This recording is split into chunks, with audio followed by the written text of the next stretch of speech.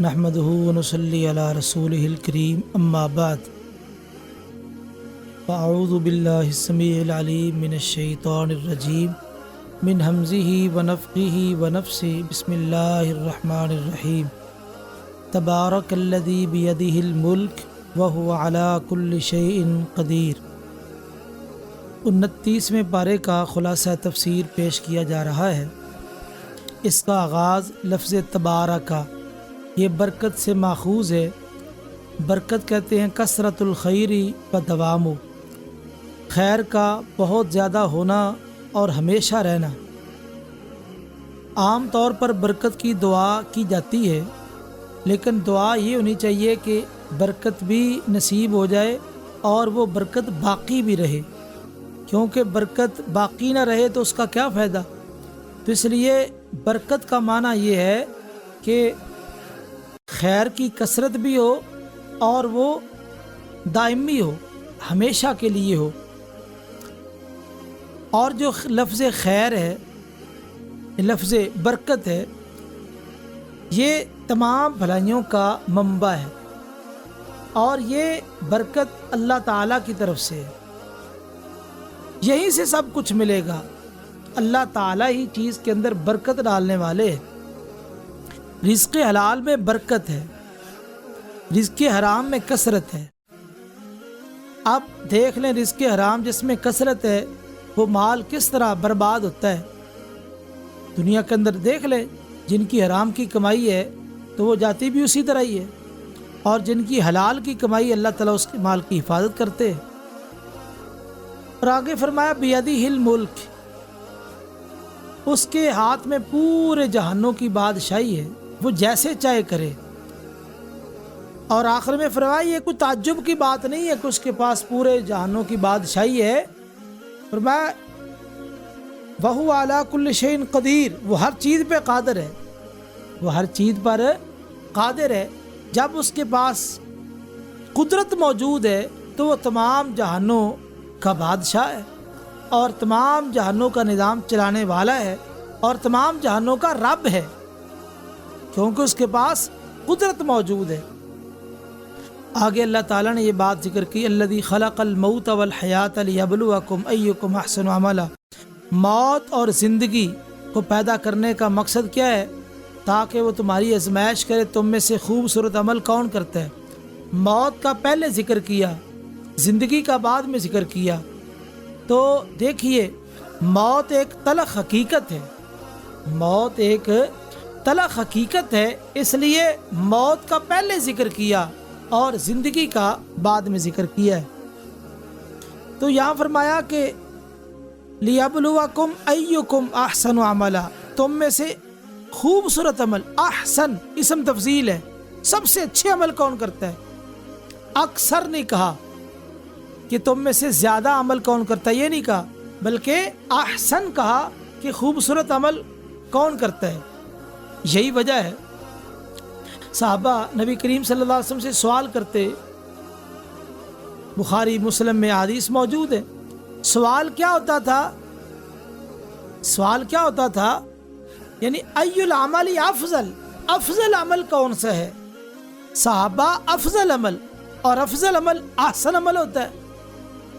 افضل کا معنی سب سے بہترین، احسن کا معنی سب سے خوبصورت، یعنی وہی عمل ہے۔ تو صحابہ اکثر کے بارے میں سوال نہیں کرتے تھے، بلکہ احسن کے بارے میں سوال کرتے تھے۔ تو احسن عمل کب بنتا ہے؟ احسن عمل بنے گا جب اس کے اندر دو خوبیاں موجود ہوں گی۔ ایک تو یہ ہے اللہ کی رضا کے لیے، اس میں اخلاص موجود ہو، اور دوسری خوبی یہ ہے نبی کریم صلی اللہ علیہ وسلم کی اتباع ہو، آپ کی سنت کے مطابق ہو۔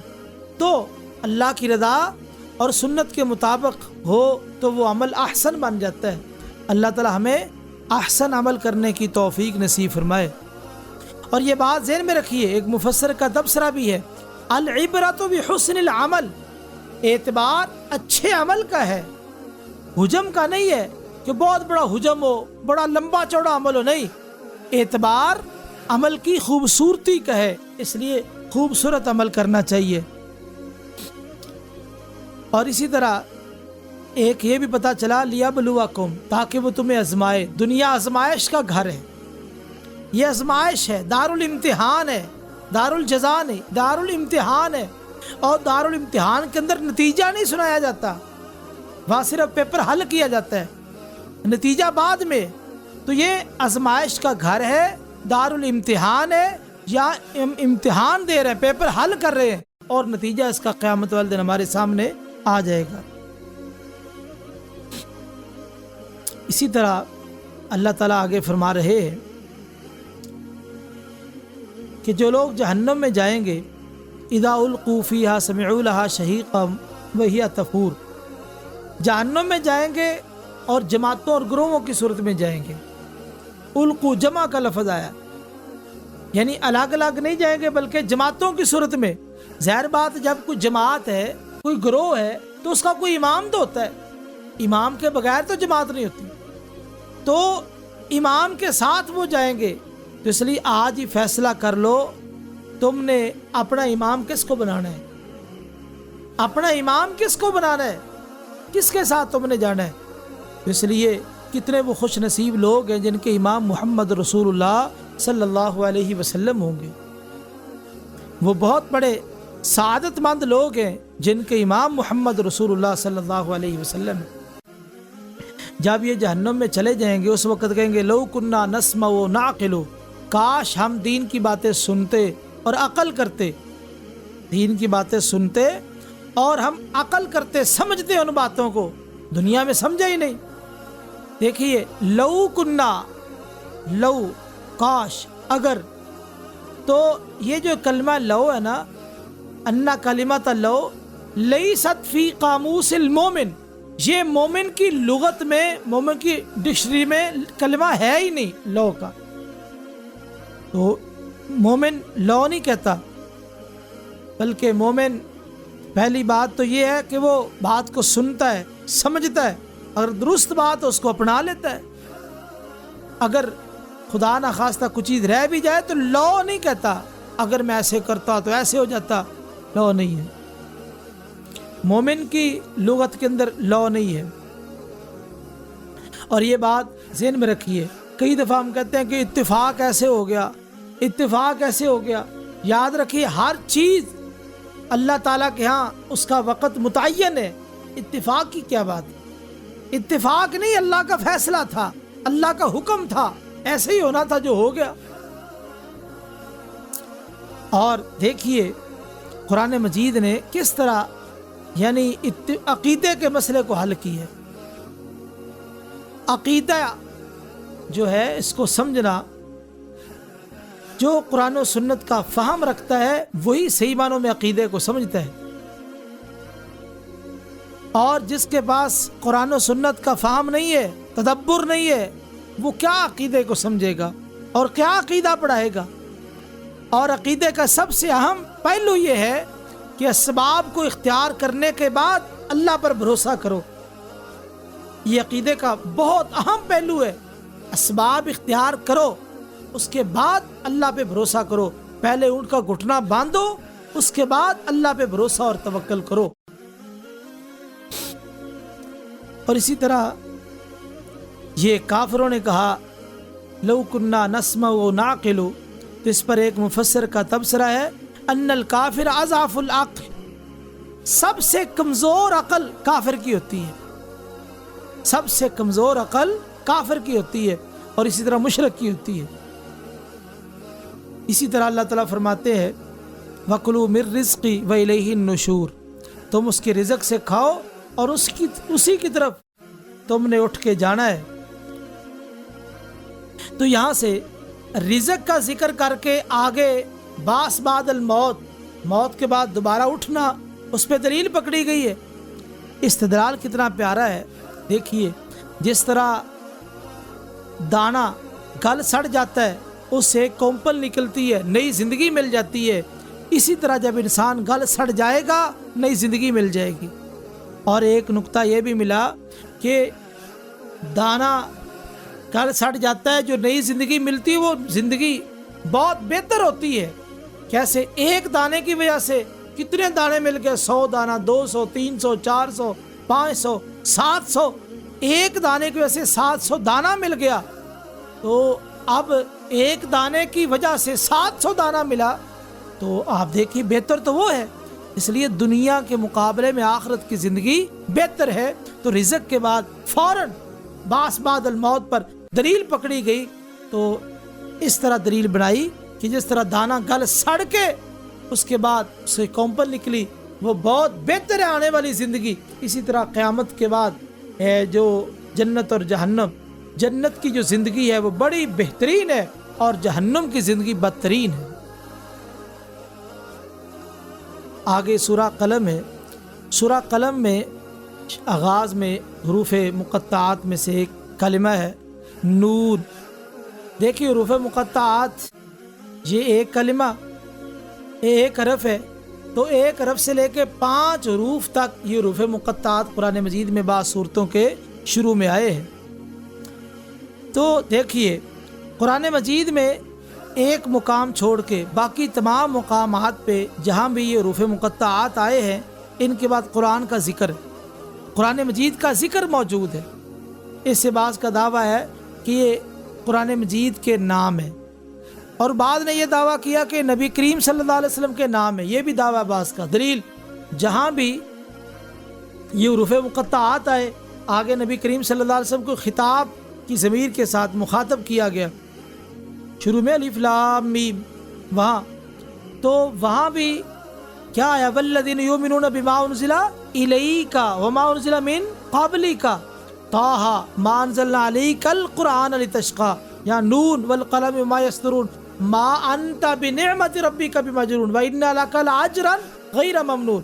تو بعض کا یہ دعویٰ ہے کہ یہ نبی کریم صلی اللہ علیہ وسلم کے نام ہے کیونکہ اس کے بعد خطاب کی ضمیریں آپ کے لیے آئی ہے۔ تو خیر بعض کا موقف یہ ہے کہ اللہ نے ان کا معنی چھپا رکھا ہے، کسی کو بتایا نہیں۔ تو یہ بھی ایک بہت بڑا چیلنج ہے کہ جو اللہ نے علم دیا بس وہی علم ہے، جو اللہ نے علم نہیں دیا، جو قرآن کا علم نہیں بتایا، کسی کے پاس نہیں ہے۔ اور مشرکین کو چیلنج بھی تھا کہ تم ان حروف سے ہی کلمات بناتے ہو اور کلام بناتے ہو، تو یہ ان حروف سے ہی یہ کلمہ بنایا گیا ہے، اس کا ترجمہ کر کے دکھا دو۔ تو ترجمہ بھی کوئی نہیں کر سکتا۔ تو خیر یہ مختلف موقف ہیں، تو سب سے جو مضبوط موقف پیش کیا جاتا ہے وہ یہی ہے کہ اس کے ساتھ چیلنج دیا گیا ہے، تحدی ہے مشرکین کو کہ تم جو ہے ان حروف کا ترجمہ ہی کر کے دکھا دو۔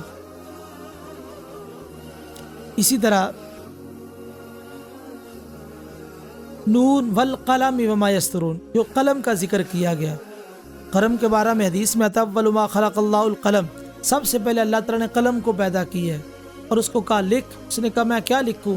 میں جو کچھ ہو چکا، جو کچھ ہونے والا ہے سب کچھ لکھ دے۔ قلم نے سب کچھ اللہ کے حکم سے محفوظ کر دی ہے۔ اور یہ جو قلم ہے کہتے ہیں اللسان برید القلب والقلم برید اللسان، جو انسان کی زبان ہے یہ دل کا ڈاکیہ ہے، انسان کی زبان یہ دل کا ڈاکیہ ہے۔ والقلم برید اللسان، اور جو قلم ہے یہ زبان کا ڈاکیہ ہے، جو دل میں آئے گا وہ زبان پہ آئے گا، جو زبان پہ ہوگا وہ قلم پہ آئے گا۔ اس لیے زبان سے جو حروف نکلیں گے وہی کانوں تک پہنچیں گے، اور قلم سے جو حروف نکلیں گے وہ زبان تک پہنچیں گے۔ ہاں جی، تو قلم سے پوچھ لیتے ہیں، قلم چونکہ تاریخ لکھتی ہے تو قلم سے پوچھ لو۔ نبی کریم صلی اللہ علیہ وسلم پر جو اعتراض کیا گیا کہ نعوذ باللہ آپ مجنون ہیں، دیوانے ہیں، تو کہا قلم سے پوچھ لو، قلم کیا کہتی ہے؟ قلم تاریخ محفوظ کرتی ہے۔ تاریخ اس بات پہ شاہد ہے جو لوگ پاگل ہوتے ہیں ان کی باتوں کا تو اعتبار ہی نہیں ہوتا، ان کے ارد گرد جو لوگ ہوتے ہیں وہ تو بے وقوف لوگ ان کے ساتھ ہوتے ہیں، بے وقوفوں کے ارد گرد بے وقوف ہی ہوتے ہیں، پاگلوں کے ارد گرد پاگل ہی ہوتے ہیں۔ اور جس نبی کے بارے میں تم نے یہ دعویٰ کیا اس کے ارد گرد دیکھ لو، سمجھدار لوگ ہیں، ذہین ہیں، فتین ہیں اور عظیم دنیا کے سیاستدان ہیں جو اس کے ارد گرد اس کے قدموں میں بیٹھے ہوئے۔ تو مجنون ایسے ہوتے ہیں؟ جاؤ تاریخ سے پوچھ لو تاریخ بتائے گی کہ ایسا ممکن نہیں ہے. پاگلوں کے ارد گرد پاگل ہوتے ہیں اور جو ذہین فتین ہوتے ہیں، عظیم لوگ ہوتے ہیں، ان کے ارد گرد عظیم لوگ بیٹھتے ہیں. اور اسی طرح جو پاگل آدمی ہوتا ہے اس کی باتوں کا تو اعتبار ہی نہیں ہوتا، اس کی باتوں کا تو اعتبار ہی نہیں ہے، اس کے افعال کا اعتبار ہی نہیں ہے.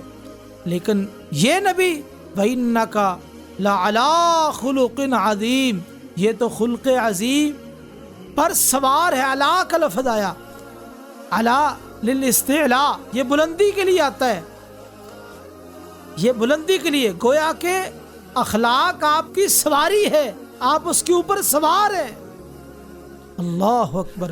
وَإِنَّكَ لَعَلَىٰ خُلُقٍ عَظِيمٍ، آپ خلق عظیم پر سوار ہیں. یعنی علا استعلاء کے لیے استعمال ہوتا ہے، بلندی کے لیے. تو دیکھیے آپ کے اخلاق اتنے عظیم ہیں کہ شعراء نے آپ کے اخلاق کو بیان کیا، تعریف کرنے والوں نے تعریف کی ہے، متقین آپ سے پیار کرتے ہیں. تو یہ آپ کے کمال اخلاق کی وجہ سے.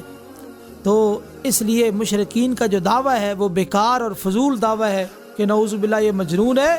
یہ مجنون نہیں ہے، یہ تو وہ نبی ہے جس کا اخلاق، جس کا کردار، جس کا اٹھنا بیٹھنا، بلکہ ایک ایک چیز اس کی نوٹ ہو رہی ہے، محفوظ ہو رہی ہے.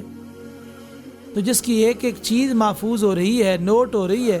پاگلوں کی باتیں محفوظ ہوتی ہیں، ان کے اعمال محفوظ ہوتے ہیں، تو اس کی ایک ایک چیز، ایک ایک لمحہ محفوظ ہو رہا ہے. تو اس سے پتہ چلا یہ نبی بڑا عظیم ہے، اس کا مقام بہت بڑا ہے، یہ خلق عظیم پر سوار ہے، خلق عظیم کا مالک ہے. اور دیکھیے نبی کریم صلی اللہ علیہ وسلم کا جو مقام، یہاں اللہ نے یہ نہیں کہا کہ آپ کا نسب بڑا ہے، آپ کا حسب بڑا ہے، آپ خوبصورت بڑے ہیں. نہیں، اللہ تعالیٰ نے ان کی بات کا جو جواب دیا ہے فرمایا وَإِنَّكَ لَعَلَىٰ خُلُقٍ عَظِيمٍ، آپ خلق عظیم کے مالک ہیں، خلق عظیم پہ سوار ہے.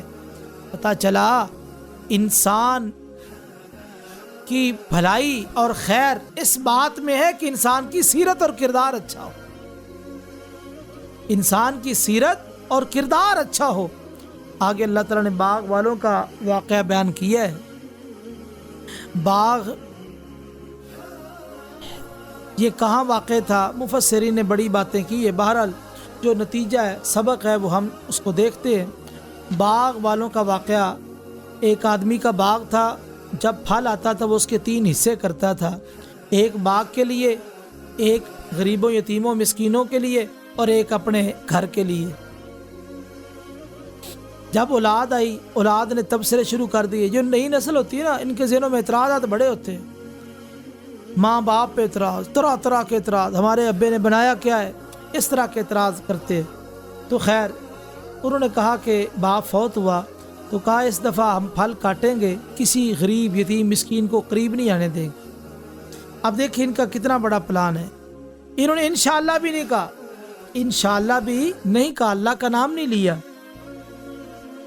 اب یہ نئی نسل کا انداز اور طریقہ کار دیکھیے. انہوں نے باپ کی اس روایت کو ختم کرنے کی کوشش کی، جلدی مالدار بننے کے چکر میں. آج بھی لوگ جلدی مالدار بننے کے چکر میں دھوکے میں پڑے ہوئے. یہ فراڈ کیوں ہوتے ہیں؟ لوگ جلدی مالدار بننا چاہتے ہیں. اس لیے اللہ کی تقسیم پہ راضی رہنا چاہیے. اب انہوں نے پروگرام بنایا، صبح سویر نکلیں گے، جلدی پھل کاٹ کے منڈی میں پہنچا دیں گے، کسی غریب یتیم مسکین کو وہاں نہیں داخل ہونے دیں گے. اب یہ گھر میں سو رہے ہیں. ایک مفسر کا بڑا خوبصورت تبصرہ ہے، کہتا ہے دیکھو ظالم اگر سو رہا ہے، ظالم اگر دنیا میں آرام سے پھر رہا ہے، سکون کی زندگی بسر کر رہا ہے ظالم، تو آپ پریشان نہ ہوئیے، آپ گھبرائیں نہ. کیوں؟ کیونکہ جو اس کی نیند ہے، نیند وہ ہو سکتا ہے عذاب کا مقدمہ ہو، اس لیے پریشان نہیں ہونا چاہیے. اب یہ باغ والے گئے تو باغ آگے سے دیکھا تو تباہ ہو چکا تھا. تو پھر دعا کی عسیٰ ربنا ان یبدلنا خیرا منہا انا الی ربنا راغبون، تو شاید ہمارا رب اس کے بدلے میں ہمیں بہتر باغ عطا کر دے. تو ولا یستثنون یہ انشاءاللہ نہیں کہہ رہے تھے، استثناء نہیں کر رہے تھے. بعض مفسرین نے اس کا معنی کہ انشاءاللہ نہیں کہا. اس پر ایک مفسر کا تبصرہ ہے کہ اگر آدمی غلطی پر بھی ہو، اگر انشاءاللہ کہہ دے، اللہ کا نام لے دے، اللہ کے نام میں اتنی برکت ہے، اللہ تعالیٰ اس کو غلطی سے محفوظ کر لیتے ہیں. یعنی اللہ کے نام میں اتنی برکت ہے، اللہ اس برکت کی وجہ سے غلطی سے محفوظ کر لیتے ہیں. اس سے یہ بھی پتا چلا کہ آدمی جہاں بھی چلا جائے آدمی کو مایوس نہیں ہونا چاہیے. ان کا باغ تباہ ہو چکا ہے، برباد ہو چکا ہے، غلطی ہو گئی ہے، لیکن پھر بھی پر امید عسا ربنا ان یبدلنا خیرا منها انا الی ربنا راغبون. غلطی تو ہو گئی. انسان جتنا بھی مصیبتوں میں گھر جائے، جتنا بھی نقصان ہو جائے، انسان کو اللہ سے مایوس نہیں ہونا چاہیے.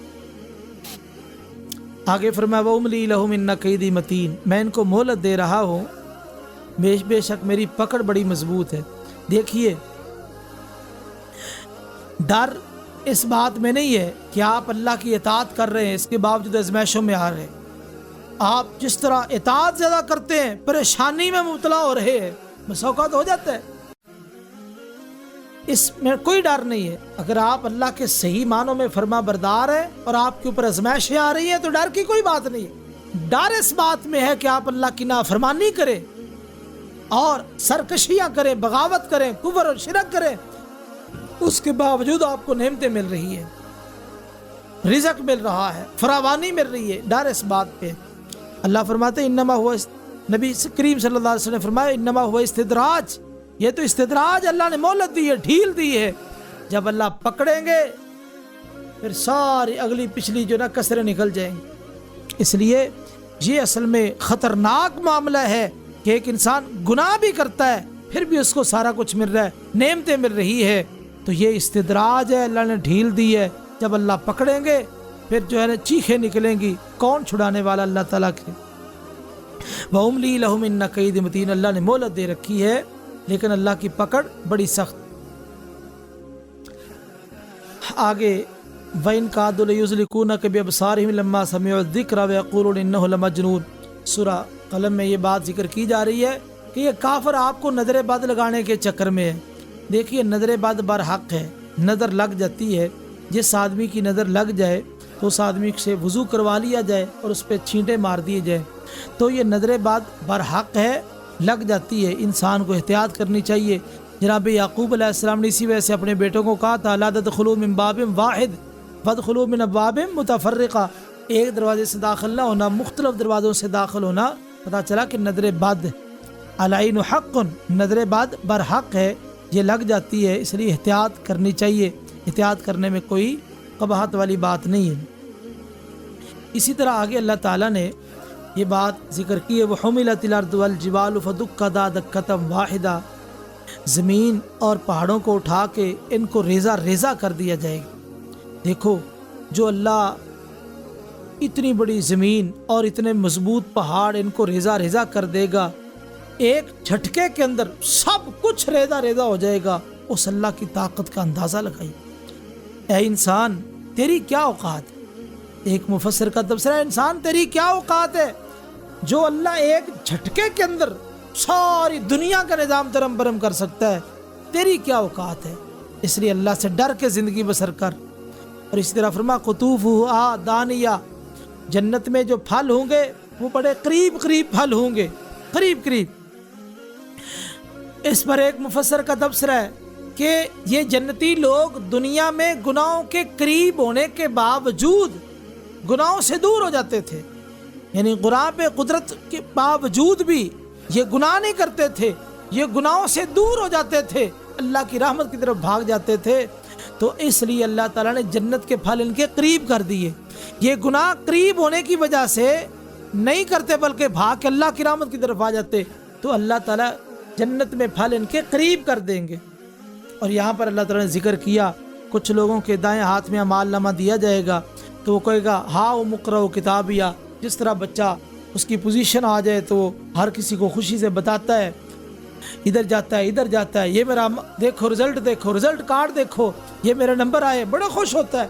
اسی طرح یہ جو جنتی جس کے دائیں ہاتھ میں مال نامہ ملے گا یہ بھی خوش ہوگا. اور وہ کہے گا مجھے پہلے یقین تھا، مجھے پہلے یقین تھا، اس وجہ سے کہ میں نے رب تعالیٰ کو ملنا ہے، میرا حساب و کتاب ہے، اس لیے میں نے تیاری کی ہے۔ اور جس کے بائیں ہاتھ میں مال نامہ دیا جائے گا وہ ہائے بائے افسوس کرے گا، سوائے افسوس کے اس کے پاس کچھ نہیں ہوگا۔ آگے اللہ تعالیٰ نے ایک بات ذکر کی، فلا اقسم بما تبصرون وما لا تبصرون، جو تم دیکھتے ہو اس کی بھی قسم، جو تم نہیں دیکھتے ہو اس کی بھی قسم۔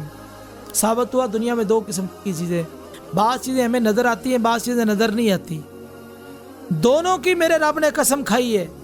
یہ جو تصور سائنسدانوں کا، جو چیز ان کے ہاں پاس ہو جائے بس اسی کا اعتبار، دوسری کا اعتبار نہیں، یہ غلط تصور ہے۔ جی میرے رب نے دو چیزیں ذکر کی ہیں، جن کو تم دیکھتے ہو اور جن کو تم نہیں دیکھتے۔ ثابت ہوا کئی ایسی اللہ کی مخلوقات ہیں جو ہماری نظروں سے اوجھل ہے، جنات ہیں اور اسی طرح فرشتے ہیں، ہماری نظروں سے اوجھل ہے، ہم ان کو نہیں دیکھ سکتے۔ تو اللہ تعالیٰ نے دونوں قسم کی مخلوقات کی قسم کھائی ہے، تو یہ دو چیزیں الگ الگ ہیں۔ اور اسی طرح اللہ تعالیٰ نے یہاں پر فرمایا وَلَوْ تَقَوَّلَ عَلَيْنَا بَعْضَ الْأَقَاوِيلِ، اگر یہ رسول اپنی طرف سے ہمارے دین میں کوئی بات شامل کر دے، اپنی طرف سے بات شامل کر دے، تو ہم کیا کریں؟ ہم پوری کائنات کے سامنے دائیں ہاتھ سے پکڑ کے اس کی شاہ رگ کاٹ دے، ہمیں کوئی روکنے والا نہ ہو۔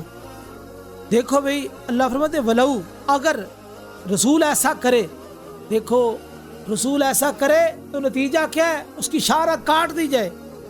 رسول کی شاہ رگ نہیں کاٹی گئی، کیا مطلب؟ رسول نے ایک جملہ، ایک نقطہ، ایک شوشہ بھی دین میں اپنی طرف سے داخل نہیں کیا، وہی باتیں بتائی، وہی باتیں سمجھائی جو اللہ تعالیٰ کی طرف سے آپ کو بتائی گئی۔ رسول نے اپنی طرف سے ایک نقطہ بھی دین میں داخل نہیں کیا ہے۔ یہ رسول کی عظمت ہے، رسول کی شان ہے۔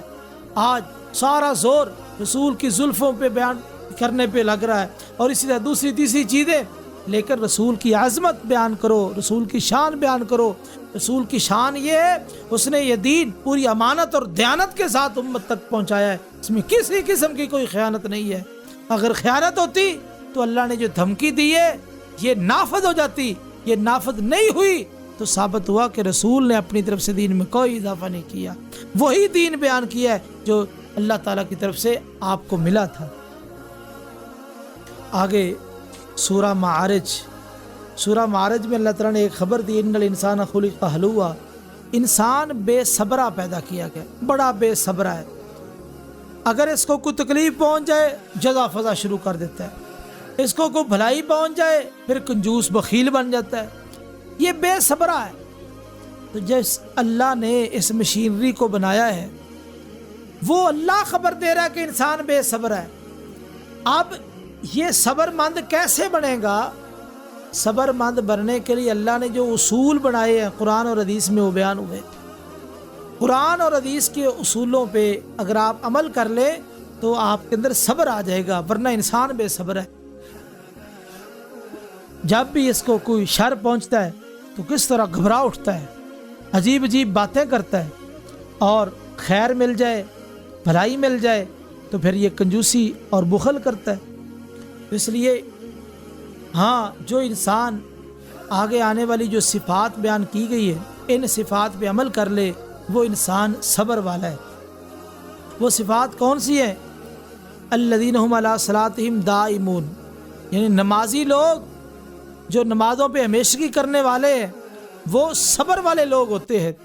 والذین فی اموالہم حق معلوم، جن کے مالوں کے اندر معلوم حق ہے وہ ضرورت مندوں پہ خرچ کرتے ہیں، للسائل والمحروم، سوال کرنے والوں کے لیے اور سوال نہ کرنے والوں کے لیے۔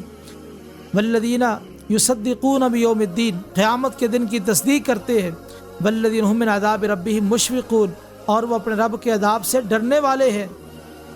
اور اسی طرح ان عذاب ربہم غیر مامون، کیونکہ رب کے عذاب سے بچا نہیں جا سکتا، رب ہی بچائے تو بندہ بچ سکتا ہے۔ والذین هم لفروجہم حافظون، وہ اپنے وجود کی حفاظت کرنے والے ہیں۔ اور والذین هم لاماناتہم وعہدہم راعون، اپنے امانتوں کے اور عہد کا خیال رکھنے والے ہیں اور وہ اپنی گواہیوں کو قائم رکھنے۔ والذین هم بشہاداتہم قائمون، جو گواہی دی ہے اس پہ قائم ہے۔ والذین هم علی صلاتہم یحافظون، وہ اپنی نمازوں پہ حفاظت کرنے والے، جن میں یہ خوبیاں موجود ہیں وہ صبر مند ہیں۔ وہ صبر والے ہیں، باقی سارے انسان بے صبر ہیں۔ اولئک فی جنات مکرمون، جن میں یہ صفات موجود ہیں، جنت کے اندر ان لوگوں کو مقام و مرتبہ دیا جائے گا۔ آگے سورہ نوح ہے، سورہ نوح کے اندر اللہ تعالیٰ نے نوح علیہ الصلاۃ والسلام نے اپنی قوم کو جو دعوت دی ہے، بالآخر قوم والوں نے سرکشی میں انتہا کر دی، تو نوح علیہ الصلاۃ والسلام رب تعالیٰ سے درخواست کر رہے ہیں اور حقیقت مسئلہ کو بیان کر رہے ہیں کہ یا اللہ میں نے ان کو دعوت دی ہے، رات کو بھی دعوت دی، دن کو بھی دعوت دی ہے، تو میں نے جو دعوت دی ہے، اب صورتحال یہ ہے کہ اب ان کی نفرت میں، سرکشی میں اضافہ ہو رہا ہے۔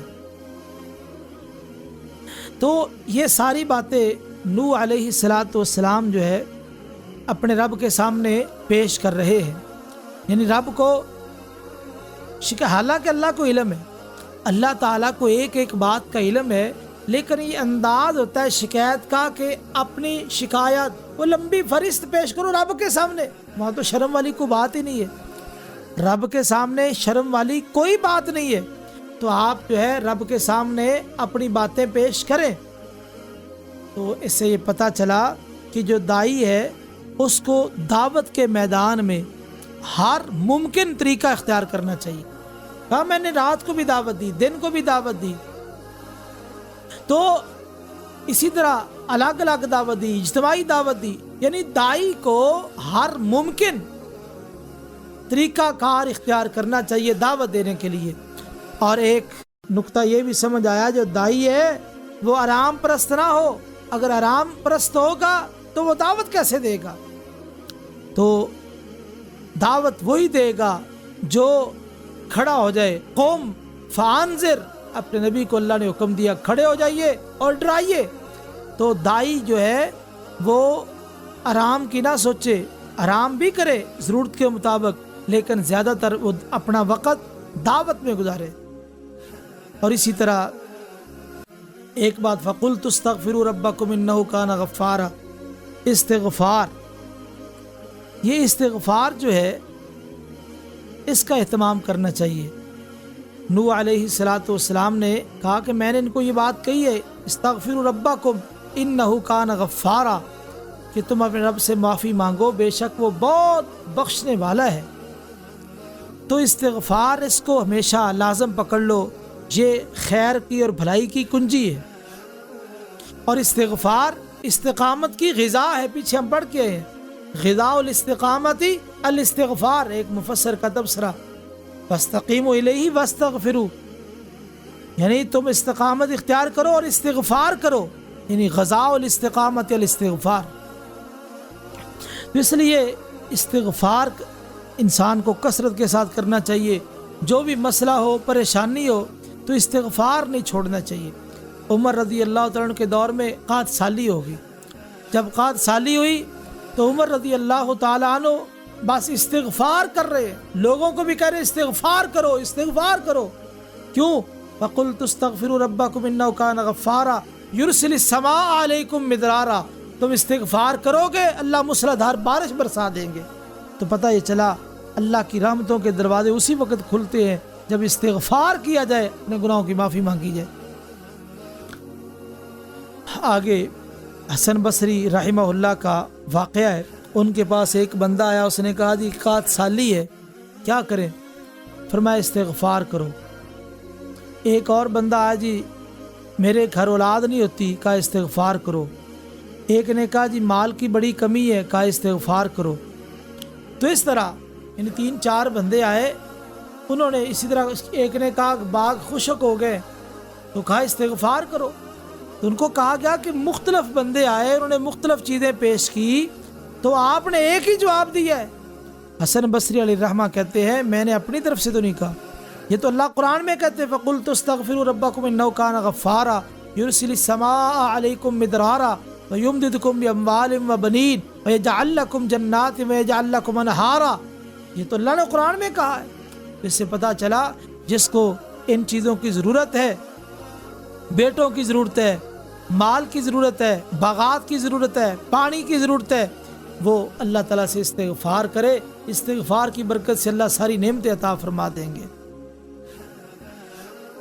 اسی طرح نوح علیہ الصلوۃ والسلام ان کے دور میں 5 تن پاک، یعنی لوگوں نے 5 معبود بنا رکھے تھے، ود، سوا، یعوق، یغوث، یعوق، نصر، یہ 5 تن پاک کی اصطلاح نئی نہیں ہے، بڑی پرانی ہے۔ دیکھو ہمارا عقیدہ تو یہ ہے کہ سارے صحابہ ہی پاک ہے، نبی کا سارا گھرانہ پاک ہے، یعنی جو مسلمان ہو گئے نبی کریم صلی اللہ علیہ وسلم کے رشتہ داروں میں سے اور جو صحابہ، یہ سارے کے سارے یعنی پاک ہے، سارے صحابہ پاک ہیں، سارے اہل بیت پاک ہیں۔ تو اس میں ہمارا تو کوئی دوسرا نظریہ ہی نہیں ہے، لیکن 5 کو مخصوص کر لینا اور باقیوں کے بارے میں دوسرا عقیدہ رکھنا، یہ باطل نظریہ ہے، اور یہ نظریہ آج کا نہیں، نوح علیہ الصلوۃ والسلام کے دور سے چلا رہا ہے 5 تن پاک۔ تو ابن عباس رضی اللہ تعالیٰ عنہ بیان کرتے ہیں، ہوا یہ کہ نوح علیہ الصلوۃ والسلام کے آنے سے پہلے کچھ نیک لوگ تھے، جب وہ فوت ہو گئے، اولاد کے اندر کچھ کمزوریاں تھیں، تو شیطان ان کے پاس آیا، کہا ایسے کرو تم ان کی تصویریں بنا کے رکھ لو، تو جب تم ان کو دیکھو گے تو جس طرح تمہارے ماں باپ بڑے نیک تھے، بزرگ بڑے نیک تھے، تو تم جب دیکھو گے تمہارے اندر بھی عبادت کا ذوق اور شوق پیدا ہو جائے گا۔ اس طرح انہوں نے تصویریں بنا کے رکھ لی، تو اسی طرح وہ ان کو دیکھتے تو ان کے اندر نیکی کا ذوق اور شوق پیدا ہو جاتا۔ جب یہ نسل ختم ہوئی، نئی نسل آئی، تو شیطان نے ان کو کہا کہ تمہارے باپ دادا تو ان کی عبادت کرتے تھے، ان کے وسیلے سے مانگتے تھے۔ تو اس حدیث میں لفظ ہے فلما تنسخ العلم عبیدت، جب علم اٹھ گیا تو اس وقت ان کی عبادت شروع ہو گئی، جب علم اٹھ گیا تو ان کی عبادت شروع ہو گئی۔ پتہ یہ چلا کہ جب تک علم رہے شرک نہیں آ سکتا، جب علم ختم ہو جائے شرک اسی وقت شروع ہوتا ہے۔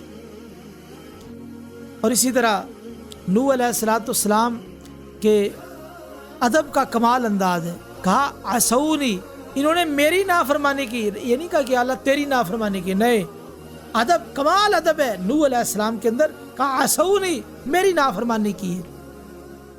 اسی طرح نوح علیہ السلام نے دعا کی رب اغفر لی، اے اللہ مجھے معاف کر دے۔ ثابت انسان کو اپنے لیے بھی استغفار کرتے رہنا چاہیے، امت مسلمہ کے لیے بھی استغفار کرنا چاہیے۔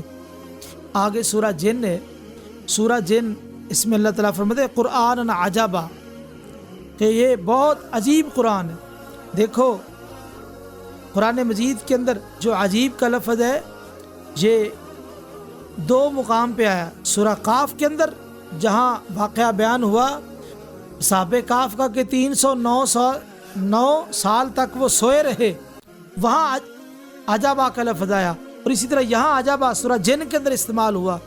یہ عجبا کو جو لفظ ہے اس کے اندر بڑی گہرائی ہے۔ دیکھیے قرآن مجید ویسے تو ایک سمندر ہے، ایک سمندر ہے، اور اس سمندر کا ایک قطرہ یہ عجبا ہے۔ مجھے یاد ہے مولانا یہ ڈاکٹر عبدالرشید اظہر صاحب رحمۃ اللہ علیہ، اللہ ان کی قبر نور سے منور فرمائے، ایک دفعہ ایک پروگرام میں وہ بیان کر رہے تھے گونگا بلوچا قاری صہیب صاحب کے ادارے میں، تو بیان کرتے کرتے لفظ عجبا پہ آ گئے، کہتے ہیں کہ اگر میں لفظ عجبا کی تفسیر شروع کر دوں تو ہمارا سارا وقت اسی کام میں لگ جائے، اسی عجبا کی تفسیر کے اندر، یعنی اس قدر اللہ تعالیٰ نے اس کے اندر چیزیں محفوظ کر دی ہے۔ فرمایا قل اوحی الی انہ استمع نفر من الجن، جنوں کے ایک گروہ نے اس قرآن کو سنا۔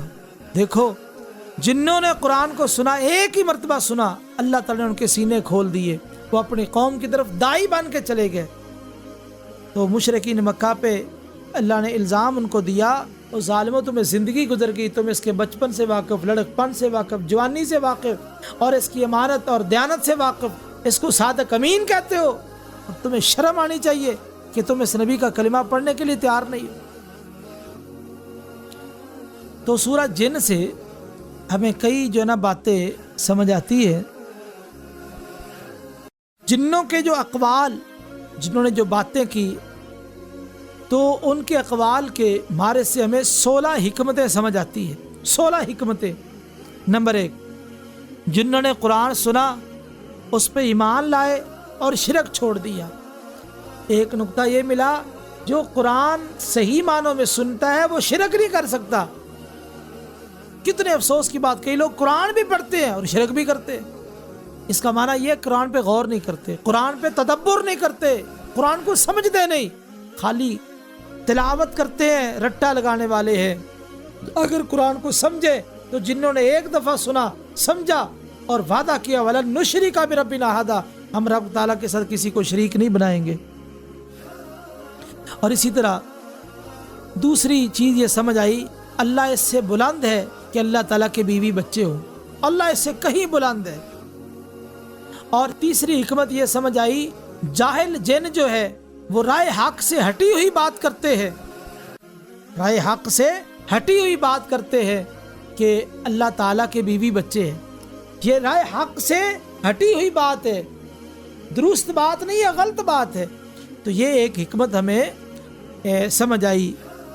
اسی طرح یہ جن اندھے مقلد ہے، کچھ جھوٹے جنوں نے الزام تراشی کی ہے تو اللہ پر جھوٹ باندھا اور باقی جنوں نے جو ہے ان پہ اعتماد کر لیا.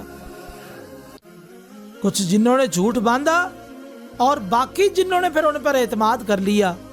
تو یہ ایک حکمت سمجھ آئی. اور اسی طرح کچھ انسان جنگل بیابان میں جا کے جنوں کے سرداروں سے پناہ مانگا کرتے تھے، پناہ لیتے تھے. ایک بات یہ بھی سمجھ آئی.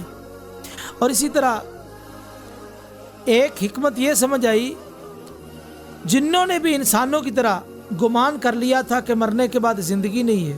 جس طرح کئی انسانوں نے گمان کر رکھا ہے، اس طرح جنوں نے بھی اس چیز کا گمان کر رکھا تھا.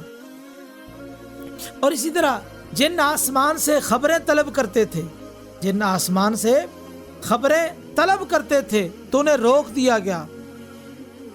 پہلے نہیں روکا جاتا تھا، قرآن کے نزول جب شروع ہوا اس کے بعد ان کو روکا جاتا تھا. اسی طرح جن خالی جگہ پر بیٹھتے ہیں تاکہ وہ اس بات سننے پر قادر ہوں.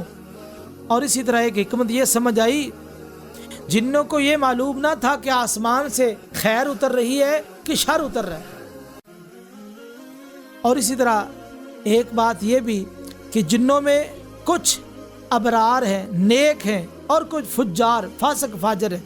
یعنی جنوں کے اندر بھی دو گروپ موجود ہیں، کچھ نیک اور کچھ بد. اور اسی طرح ایک حکمت یہ بھی ہے کہ جنوں کو معلوم ہے کہ وہ اللہ کے حکم سے بھاگ نہیں سکتے، اس کائنات میں اللہ کا حکم غالب ہے. اور اسی طرح جنوں نے ہدایت کو سنا تو ایمان لے آئے، ہدایت کو سنا تو ایمان، ان کو سمجھ آ گئی کہ ہماری ہدایت اسی میں ہے کہ ہم اس پر ایمان لے آئے. اور اسی طرح جنوں کے دو گروہ ہیں، ایک عادل اور ایک ظالم. اور اسی طرح ایک حکمت یہ بھی ہے، جن اور انسان جب تک اسلام پر رہتے ہیں تو اللہ تعالیٰ ان کا رزق وسیع کر دیتا ہے. یعنی جب تک جن ہو انسان ہو وہ دین پر قائم رہے، اسلام پہ قائم رہے، اللہ ان کا رزق وسیع کرتا رہتا ہے. اور اسی طرح ایک بات یہ سمجھ آئی، جو مساجد میں داخل ہوں وہ اللہ کے ساتھ کسی کو شریک نہ بنائے. وَأَنَّ الْمَسَاجِدَ لِلَّهِ فَلَا تَدْعُوا مَعَ اللَّهِ أَحَدًا، تمام مسجد اللہ کے لیے، ان مسجدوں میں اللہ کے ساتھ کسی کو شریک نہ بناؤ. اور اسی طرح نبی کریم صلی اللہ علیہ وسلم جب کھڑے ہوتے قرآن مجید کو پڑھتے تو جہاں انسان جمع ہوتے وہاں جن بھی جمع ہو جاتے تھے. تو یہ 16 حکمتیں ہمیں جنوں کے اقوال سے سمجھ آئی ہے. تو اسی طرح جو سورہ جن ہے، سورہ جن کے اندر اللہ تعالیٰ نے ایک بات یہ بھی ذکر کی ہے، عالم الغیب فلا یظہر علی غیبہ احدا. علم غیب کا مسئلہ بیان کیا ہے کہ علم غیب صرف اللہ تعالیٰ کے پاس. عالم الغیب وہی ہے، وہ اس غیب کو کسی ایک پہ ظاہر نہیں کرتا. تو یہ عقیدہ پختہ ہونا چاہیے. آج بعض لوگوں کا عقیدہ اس حوالے سے کمزور ہے. تو اس مسئلے پر 20ویں پارے کے آغاز میں کافی تفصیلی بحث ہو چکی ہے. آگے سورہ مزمل ہے. سورہ مزمل، اس سورہ مبارکہ میں اللہ تعالیٰ نے دائی کے لیے 2 قسم کا قیام بیان کیا ہے. ایک رات کا قیام، قم اللیل الا قلیلا، رات کا قیام، جو دائی ہے وہ رات کو تہجد پڑھے، رات کو قیام کرے. اور دوسرا دن کا قیام، دن کے وقت لوگوں کو دعوت دے، یعنی دن میں دعوت دے، رات کو مصلی پہ کھڑا ہو جائے. تو یہ 2 قیام دائی کے لیے ضروری ہے. اور جو دائی اپنے سامعین کے لیے دعا نہیں کرتا، اس کی دعوت کے اندر اتنی برکت نہیں ہوتی. رات کو سامعین کے لیے دعائیں کرو اور صبح پھر ان کو دعوت دو، اللہ تعالیٰ برکت ڈالتے ہیں. اس لیے اپنے سامعین کے لیے دعائیں کرنی چاہیے. یہاں کیا ہوتا ہے، جن سامعین نے پیسے اچھے دے دیے تو ماشاءاللہ بارک اللہ، کیا بات ہے، آپ نے تو دل بھاگ بھاگ کر دیا. اور جہاں سے پیسے کم ملے تو وہاں عجیب کیفیت بن جاتی ہے. تو یہ نہیں ہونا چاہیے، بلکہ سامعین ان کے لیے دعائیں کرنی چاہیے. اسی طرح فرمایا انا سنلقی علیک قولا ثقیلا، ہم آپ پہ بڑی بھاری بات ڈالنے والے ہیں. قولا ثقیلا، یہ ثقیل بات. تو یہ ثقیل کے اعتبار سے یا تو یہ بلاغت کے اعلیٰ درجے میں فائز ہے، اس وجہ سے یہ ثقیل ہے. بلاغت کے اعلیٰ درجے پہ فائز ہونے کی وجہ سے یہ ثقیل ہے، یا تو یہ بات ہے. دوسری بات، یہ منافقوں پر ثقیل ہے، یہ منافقوں پر ثقیل ہے، اس اعتبار سے اس کو ثقیل کہا گیا. اسی وقت نزول کے وقت، اسی طرح نزول کے وقت ثقیل. نبی کریم صلی اللہ علیہ وسلم فرمایا کہ میرے اوپر جب وحی نازل ہوتی ہے، سب سے مشکل وحی جب گھنٹی کی آواز ہوتی ہے نا، جس طرح زنجیر مارا جاتا ہے کسی چٹان پہ، تو وہ حالت میرے اوپر بڑی سخت ہوتی ہے. چوتھی صورت ثقیل کی یہ ہے کہ قرآن کے جو اوامر اور نواہی ہیں ان کی اتباع میں بڑا ثقل ہے.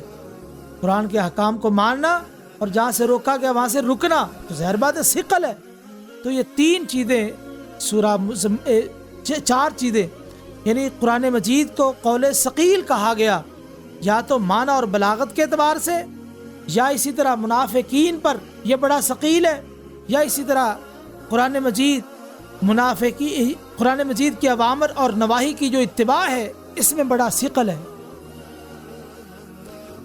تو یہ 4 چیزیں قولاً ثقیلا کے اندر آ گئی.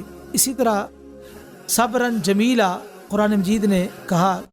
تو صبر جمیل کسے کہتے ہیں؟ شیخ الاسلام ابن تیمیہ رحمہ اللہ فرماتے ہیں ایسا صبر جس میں شکوہ نہ ہو، جس میں کوئی شکوہ نہ ہو.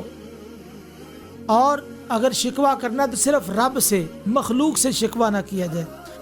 اور اسی طرح ایک صفحی جمیل ہے، وہ جس کے ساتھ انتقام نہ ہو، ایسا معاف کرنا جس میں انتقام نہ ہو. ایک حجر جمیل ہے جس کے ساتھ تکلیف نہ ہو، حجرن جمیلا. تو یہ 3 لفظ صبر جمیل، صفح جمیل اور حجر جمیل، ان کا الگ الگ معنی میں نے آپ کو بیان کر دیا ہے. اور اسی طرح جو قرآن مجید کو تہجد میں پڑھنا ہے یہ انسان کی فقاہت کی علامت ہے. وہ انسان فقیہ ہے جو تہجد کے اندر قرآن پڑھتا ہے. ظاہر بات تہجد میں قرآن پڑھے گا اس میں بڑی توجہ ہوگی. تہجد میں قرآن پڑھے گا تو بڑی توجہ کے ساتھ قرآن کو پڑھے گا. نبی کریم صلی اللہ علیہ وسلم نے ایک آیت پہ ساری رات گزار دی، جس سے پتہ چلا کہ سحری کے وقت قرآن مجید پڑھنا چاہیے. اور اسی طرح تہجد کا اہتمام کرنا چاہیے تاکہ انسان اس قرآن مجید کو سمجھے.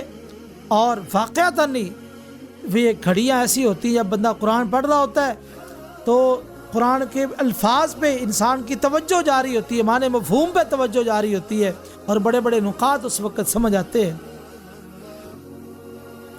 اور اسی طرح یہ سورہ مزمل جو ہے، سورہ مزمل سے ہمیں مسلمانوں کے 2 گروہ سمجھ آ رہے ہیں.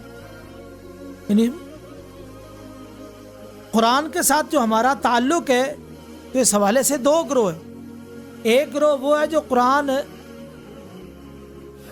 پڑھتا ہی نہیں، قرآن کے ساتھ ان کا کوئی تعلق ہی نہیں ہے، مسلمان قرآن کے ساتھ تعلق کوئی نہیں. اور دوسرا وہ گروہ ہے کہ قرآن کے ساتھ تعلق تو ہے، قرآن کے ساتھ تعلق تو ہے لیکن کیسا تعلق ہے. تو میں اس تعلق کی ذرا وضاحت کر دیتا ہوں کہ قرآن کے ساتھ تعلق کیسا ہے. ایک تو ایسی جماعت ہے جو قرآن پڑھتے ہیں غور و فکر نہیں کرتے، بس خالی تلاوت کر رہے ہیں، غور و فکر کے ساتھ ان کو سروکار ہی نہیں ہے۔ دوسرا، قرآن پڑھتے ہیں مگر عمل نہیں کرتے۔ اور اسی طرح تیسرا، قرآن کی حفظ کا بڑا اہتمام ہے مگر سمجھنے کا کوئی اہتمام نہیں ہے۔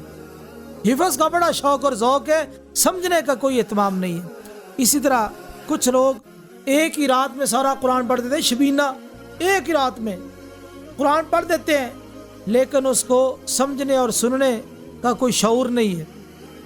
اسی طرح گھروں اور دکانوں میں قرآن پڑھایا جاتا ہے خیر و برکت کے لیے، بس خیر و برکت کے لیے اس کو محدود رکھ دیا۔ اسی طرح کچھ لوگ قرآن کا نام ہی نہیں لیتے، تو نو قرآن کا نام لینے کے لیے پہلے تو وضو کرنا چاہیے، یعنی اس قدر انہوں نے قرآن کو بڑی کتاب سمجھ لیا، اور وہ کہتے ہیں کہ قرآن کا نام ویسے نہ لو، پہلے وضو کرو۔ اتنا ڈرا دیا ہے، سمجھنا تو بہت دور کی بات ہے۔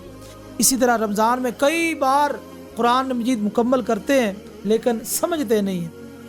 اسی طرح صرف تلاوت پر اکتفا کرتے ہیں، احکامات کا علم نہیں ہے، احکامات کو نہیں جانتے۔ اور کئی لوگ تو ہر 3 دنوں میں قرآن ختم کریں گے، تدبر غور و خوض نہیں کریں گے۔ اور کچھ لوگ ایسے ہیں جو قرآن کو پڑھتے بھی ہیں، سمجھتے بھی ہیں اور عمل بھی کرتے ہیں، تدبر بھی کرتے ہیں۔ یہ 11 دوسری قسم کے اندر 11 قسم کے لوگ آ گئے جن کا قرآن کے ساتھ تعلق ہے۔ سب سے بہترین لوگ جو قرآن کے ساتھ تعلق رکھنے والے، جو پڑھتے بھی ہیں، سمجھتے بھی ہیں، غور و خوض بھی کرتے ہیں اور اس کے مطابق عمل بھی کرتے ہیں۔ یہ ہمیں سورہ مزمل کے آئینے میں جو چیزیں سمجھ آئی کہ قرآن کے ساتھ مسلمان کا کیسا تعلق ہے، تو اس حوالے سے کچھ باتیں آپ کے گوش گزار کی ہے۔ اسی طرح آگے سورہ مدثر ہے۔ سورہ مدثر میں اللہ تعالیٰ نے نبی کریم صلی اللہ علیہ وسلم کو 7 چیزوں کا حکم دیا۔ سورہ مدثر میں یا ایھا المدثر قم فانذر، کھڑے ہو جائیے، لوگوں کو ڈرائیے۔ وربک فکبر، اپنے رب کی بڑائی بیان کیجیے۔ وثیابک فطہر، اپنے کپڑوں کو پاک رکھیے۔ والرجز فہجر، اور اسی طرح بت پرستی جو ہے اس کو چھوڑ دیجیے۔ ولا تمنن تستکثر، اور اسی طرح آپ کسی پر احسان اس لیے نہ کریں کہ آپ کو زیادہ ملے گا۔ ولربک فاصبر، اپنے رب کے لیے صبر کیجیے۔ تو یہ 7 چیزیں جن کا نبی کریم صلی اللہ علیہ وسلم کو حکم دیا گیا ہے۔ سورہ مدثر کے آغاز میں، اور اسی طرح سورہ مدثر میں یہ چیز بھی ذکر کی گئی ہے۔ ولید جو بہت بڑا کافر تھا، ولید بن مغیرہ، اور نبی کریم صلی اللہ علیہ وسلم کا بڑا دشمن تھا۔ یہ ولید بن مغیرہ جو تھا، اس کے جو بیٹے تھے 10 بیٹے تھے، اور وہ بیٹے بہت بڑی نعمت ہے، 10 بیٹے اس کے پاس حاضر رہتے تھے۔ اب بیٹے جو ہے یہ بذات خود نعمت ہے، لیکن اصل نعمت تب بنتے ہیں جب بیٹے فرما بردار ہوں۔ جب بیٹے فرما بردار ہو اس وقت یہ نعمت بنتے ہیں۔ اور جو ولید بن مغیرہ تھا، اس کے بیٹے بڑے فرما بردار تھے، اس کی بات ماننے والے تھے، اور اس کے پاس حاضر بھی رہتے تھے، ہر وقت اس کی بات ماننے کے لیے تیار رہا کرتے تھے۔ تو یہ ولید جو ہے اس وجہ سے نبی کریم صلی اللہ علیہ وسلم کی دشمنی پہ اترا ہوا تھا، اور حد درجے کا یہ دشمن تھا۔ آئیے دیکھیے، 4 چیزوں کی وجہ سے آدمی مغرور ہوتا ہے۔ 4 چیزیں ایسی ہیں جو انسان کو مغرور بنا دیتی ہے۔ کون کون سی چیزیں؟ ایک تو یہ ہے مال بندے کو مغرور بنا دیتا ہے۔ اللہ فرماتے وجعلت لہ مالا ممدودا، ہم نے اس کو بڑا لمبا چوڑا مال دے رکھا تھا، ایک سبب یہ۔ اور اسی طرح یہ اولاد بھی بندے کو مغرور بنا دیتی ہے۔ وبنین شہودا، 10 بیٹے اس کے پاس حاضر ہیں، اور ان 10 بیٹوں میں سے 3 مسلمان ہوئے، خالد، ہشام اور عمارہ، 3 مسلمان ہوئے، باقی مسلمان نہیں ہو سکے۔ اسی طرح فکر، یعنی انسان سوچو بچار کا ماہر ہو، تو انہو فکر، اس نے سوچو بچار کیا، یعنی قوت فکر بھی اس کے اندر موجود تھی. یہ بھی انسان کو مغرور کر دی. میری فکر بڑی مضبوط ہے، بڑی اچھی ہے، لوگ میری فکر کو مانتے ہیں، تسلیم کرتے ہیں. تو یہ بھی ایک انسان کو مغرور بنانے والی چیز ہے. اور اسی طرح قوت فیصلہ یہ ہر بندے میں نہیں ہوتی. وقدر، اس نے اندازہ لگایا، یعنی جو قوت فیصلہ ہے، کسی انسان کا فیصلہ بہترین ہو جائے، زبردست ہو جائے تو لوگ متکبر بن جاتے ہیں. تو یہ چاروں چیزیں اس ظالم کے اندر موجود تھی. اور آگے کہا کہ جہنم کے اندر 19 جہنم پر 19 فرشتے متعین کیے گئے. یہ 19 کا عدد کیوں آیا؟ اس لیے کہ جو عقائد ہے نا، عقائد قطعیہ، تو عقائد تقریباً 19 قسم کے ہیں. جو قطعی عقائد ہیں وہ 9 ہیں. ایمان باللہ، ایمان بالملائکہ، ایمان بالکتب، ایمان بالرسل، ایمان بالتقدیر، ایمان بیوم الآخرہ، اور اسی طرح جنت کا یقین، جہنم کا یقین، عالم فانی ہونے کا یقین. تو یہ عقائد قطعیہ 9 ہیں. اور اسی طرح جو عقائد قطعیہ عمل کے متعلق ہے وہ شہادتین کا اقرار، اسی طرح اقامت صلاۃ اور عطائے زکوٰۃ دینا، رمضان کے روزے رکھنا اور بیت اللہ کا حج کرنا. 5 یہ چیزیں، 9 اور 5 14. اور اسی طرح 5 منہیات جن سے منع کیا گیا ہے، چوری، زنا، قتل، بہتان اور نیکی کے اندر جو ہے نافرمانی کرنا. تو یہ 5 چیزیں جن سے منع کیا گیا، تو یہ 19 چیزیں بنتی ہے. تو یہ عقائد کے اندر، عقائد کے ساتھ تعلق رکھنے والی 19 چیزیں ہیں. تو جہنم کے اوپر جو فرشتے متعین کیے گئے وہ بھی 19 ہے. 19 کا عدد بعض مفسرین لکھا کہ اس وجہ سے ہے. اور اسی طرح جنتی اور جہنمیوں کا مکالمہ ہوگا. فی جنات یتساءلون عن المجرمین ما سلککم فی سقر، ان کا آپس میں مکالمہ ہوگا. دیکھیے جو جنتی اور جہنمیوں کا مکالمہ ہے، پہلے تو شاید سمجھنا مشکل تھا. آج موبائل آ چکا ہے، وائرلیس آ چکی ہے، تو کس طرح یعنی ویڈیو کال ہو رہی ہے، آمنے سامنے ایک دوسرے کو دیکھ رہے ہیں، باتیں ہو رہی ہے. تو آج یہ جدید جو ایجاد ہے، اس نے مسئلہ حل کر دیا کہ یہ کوئی مشکل نہیں ہے، جنتیوں جہنمیوں کا آپس میں کلام ہو سکتا ہے. آگے سورہ قیامہ ہے.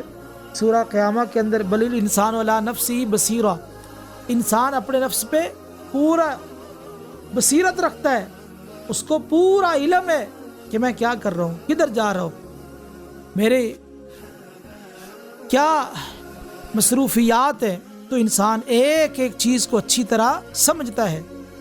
اور اسی طرح فرمایا والتفت الساق بالساق، پنڈلی پنڈلی کے ساتھ مل جائے گی. عبداللہ بن عباس رضی اللہ تعالی عنہما کہتے ہیں پہلی پنڈلی سے مراد دنیا، دوسری پنڈلی سے مراد آخرت. یہ دنیا آخرت آپس میں مل جائے گی. جب انسان فوت ہوتا ہے، یعنی دنیا سے جا رہا ہوتا ہے اور آخرت سے ملاقات کر رہا ہوتا ہے، تو پنڈلی پہلی سے مراد دنیا اور دوسری پنڈلی سے مراد آخرت. سورہ دہر میں آگے بات ذکر کی گئی کہ انسان لم یکن شیئا مذکورا، انسان کا ذکر تک نہیں تھا. اور انسان کو اپنی اوقات سمجھنی چاہیے کہ ہمارا تو یہاں ذکر تک نہیں تھا. اللہ نے ہمیں پیدا کیا، اتنی نعمتیں عطا کی ہے، اتنا مقام، عزت، شرف دیا ہے، ہمیں تو اس کے سامنے جھکنا چاہیے، شکر ادا کرنا چاہیے. لیکن افسوس کہ انسان دھوکے میں پڑا ہوا ہے اور انسان اپنی تباہی کا سامان تیار کر رہا ہے. آگے اللہ نے یہ بات ذکر کی ہے کہ جنتیوں کو جنت میں ریشمی لباس ملے گے، نرم لباس. دیکھیے یہ صبر کے بدلے وجزاہم بما صبروا، صبر کے بدلے میں. صبر جو ہوتا ہے نا، اس کے اندر ترشی ہوتی ہے، سختی ہے، کھردرا پن ہے. تو جو یہاں صبر کر کے اس ترشی کو پسند کر لے، اللہ تعالیٰ اس کے بدلے میں اس کو ریشمی لباس، نرم لباس، یہاں ترشی پسند اختیار کرے صبر کر کے، اللہ اس کو نرم لباس اس کے بدلے میں عطا کر دیں گے. اور اسی طرح سورہ دہر کے اندر اور بھی چیزیں ہیں، لیکن وقت کی قلت پیش نظر ہے. سورہ مطففین میں اللہ تعالیٰ نے یہ بات ذکر کی ویل یومئذ للمکذبین، جھٹلانے والوں کے لیے اس دن بہت بڑی ہلاکت ہے، بربادی ہے. دیکھو یہ کلمہ اس سورہ مبارکہ میں، سورہ مرسلات میں 10 مرتبہ آیا ہے، اور اس میں الگ الگ حکمتیں ہیں۔ انسان کے اندر 3 قوتیں رکھی گئی ہے۔ ایک قوت نظریہ، قوت نظریہ یعنی صحیح اعتقادات کا مدار اسی پر ہے۔ جو نظریہ انسان اپنا قائم کرتا ہے، یہ میرا نظریہ ہے، یعنی صحیح اعتقادات، جو صحیح عقیدے ہیں وہ اسی پہ انہی کا مدار ہے۔ اور اس طرح قوت شہویہ، انسان اس کی خرابی افراط و تفریط ہے، افراط و تفریط ہے، انسان حلال و حرام کی تمیز ختم کر دیتا ہے۔ شہویہ، اپنی شہوت کے پیچھے جاتا ہے، اپنی پسند کو دیکھتا ہے، شریعت کو نہیں دیکھتا۔ اور اسی طرح قوت غضبیہ، غصہ، غصے میں جب انسان آتا ہے تو انسان تو درندہ بن جاتا ہے اور پرواہ نہیں کرتا۔ تو حمیت، غیرت، یہ ساری چیزیں اس کے اندر، یعنی 3 چیزیں انسان کے اندر، 3 قوتیں موجود ہیں: قوت نظریہ، قوت شہویہ اور قوت غضبیہ۔ یہ جتنی چیزیں آگے مشرکین کی 10 چیزیں بیان کی گئی ہیں، یعنی 10 مرتبہ یہ کلمہ آیا، 10 چیزیں ان کی بیان کی گئی ہے۔ وہ 10 چیزیں جو ہے نا ان 3 قوتوں کی وجہ سے۔ وہ کون کون سی چیزیں ہیں؟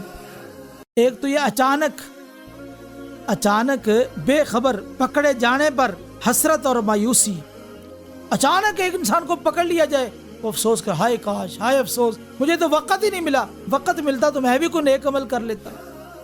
تو یہ اچانک جو پکڑے جائیں گے، یعنی ان عقائد کے اندر درستگی نہیں تھی، ان چیزوں کے اندر درستگی نہیں تھی، اور ان قوتوں کا صحیح استعمال نہیں تھا، اس وجہ سے اچانک پکڑے جائیں گے۔ اور اسی طرح کسی طویل انتظار کے بغیر دنیاوی ہلاکت کے ساتھ اخروی عذاب، کوئی لمبا انتظار نہیں کیا جائے گا، جو ہی موت آئی فوراً عذاب میں مبتلا، عذاب قبر میں مبتلا کر دیے جائیں گے۔ اور اسی طرح قیامت والے دن ان کا کوئی مددگار نہیں ہوگا، کوئی مددگار نہیں، کیونکہ الاخلاء، اس دن جو دوستیاں ہیں وہ صرف الا المتقین، صرف متقین کی دوستیاں کام آئیں گی، باقی ساری دوستیاں ختم۔ اور اسی طرح روح جسم سے جدا ہوتے ہی یہ سجین میں داخل کر دی جاتی ہے۔ اور اسی طرح عمراء اپنے محلات پہ بڑا فخر کرتے تھے، ہمارے بڑے بڑے محل ہیں، تو محلات جتنے اتنے بڑے شعلے آگ کے ہوں گے، اللہ تعالیٰ میں محفوظ فرمائے۔ اور اسی طرح گرفت جب ان کی جائے گی، اس وقت قوت گویائی بھی سلب کر لی جائے گی، بولنے کی اجازت نہیں دی جائے گی۔ اور اسی طرح اگلے وقت کے جو لوگ ہوں گے وہ بھی جو ہے نا ان کے سامنے ہوں گے، جو پہلے لوگ گزر چکے وہ بھی ان کے سامنے ہوں گے، وہ بھی پہنچ چکے ہوں گے۔ اسی طرح یہ مکذبین جو ہے، جھٹلانے والے، یہ مومنین کا مذاق اڑاتے تھے، اور جس طرح کسی مجرم کو پھانسی دینی ہو تو اس کی سزا بیان کی جاتی ہے کہ یہ تیری سزا ہے، اس کی سزا بیان کی جاتی ہے، اسی طرح ان کی سزا کو بیان کیا جائے گا۔ ان کو کہا جائے گا کلو و تمتعوا، کھاؤ اور فائدہ اٹھاؤ۔ اور اسی طرح یہ اللہ کے حضور جھکنا پسند ہی نہیں کرتے تھے، وَإِذَا قِيلَ لَهُمُ ارْكَعُوا لَا يَرْكَعُونَ، جھکنا ہی پسند نہیں کرتے تھے۔ یہ 10 چیزیں بیان کی ہے، کس بنا پہ؟ جو 3 قوتیں میں نے ذکر کی، قوت نظریہ، قوت شہویہ اور قوت غضبیہ، ان 3 قوتوں کی بنا پہ یہ 10 جو ان کو آگے سزائیں ملی ہے، تو ان 3 قوتوں کے ناجائز استعمال کی وجہ سے۔ اور اسی طرح یہ سورہ مرسلات مکمل ہوئی، تو 29ویں پارے کا یہ خلاصہ تفسیر تھا جو آپ کے سامنے پیش کیا گیا۔ اللہ تعالیٰ سے دعا کہ اللہ تعالیٰ دین کو سمجھنے کی اور عمل کی توفیق نصیب فرمائے۔